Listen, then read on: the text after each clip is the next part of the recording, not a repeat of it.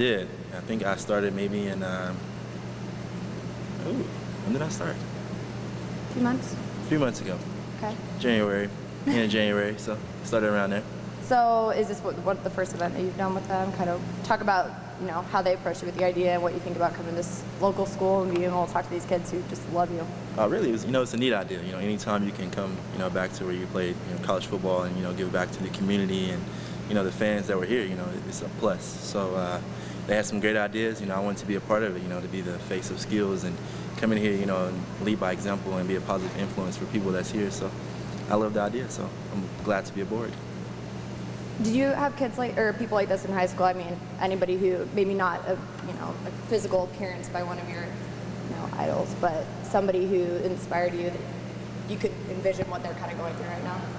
Oh yeah, 100% yes. Just growing up, the way I grew up, or just watching people that that had all the talent in the world, more talent than me, and just didn't have it all. They just maybe they didn't have grades, or maybe they didn't have a positive, background, or just anything. They just didn't make it. So I feel like I can relate to any background.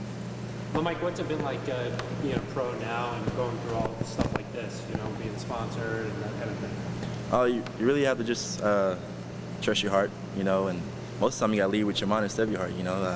It's kind of like a cutthroat deal sometimes. So you have to just be on your cues and be ready to go and think like a professional, because that's what it is. It's not really feelings involved, and people's gonna care about you genuinely. It's just professional. Everybody's trying to get the check and be in a professional place.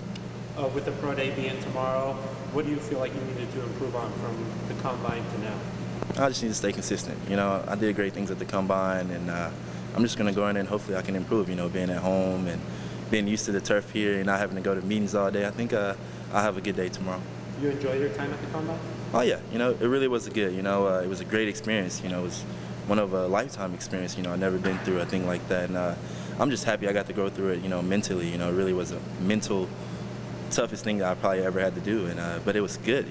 Like I enjoyed the challenge. What was so mentally tough about it? Just waking up every morning at 5 a.m. and going to bed at 11 and doing it every day and getting probbed and legs moving around and arms moving around and MRIs and x-rays and, just doing everything, everything to be a professional athlete.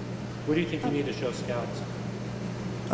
Nothing really, I think I did a great job at the combine. I really worked hard to get to that point, it wasn't really like I worked 2 months, I was going 2 months, but really I've been working all my life to get to this point, so I'm happy with the outcome of that, and I'm just going to continue being me.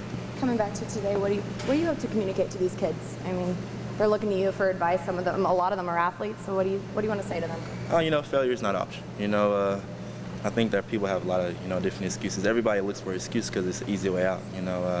Maybe you don't have the greatest upbringing, or maybe you don't have positive role models in your life, or the grades are not as good. But I've been through all those things, and you can't accept failure. You can you can't quit. You can accept failure, but you can't quit. And I think that's real big. Everybody has failed. Everybody has had adversity in their life, but you have to overcome things like that.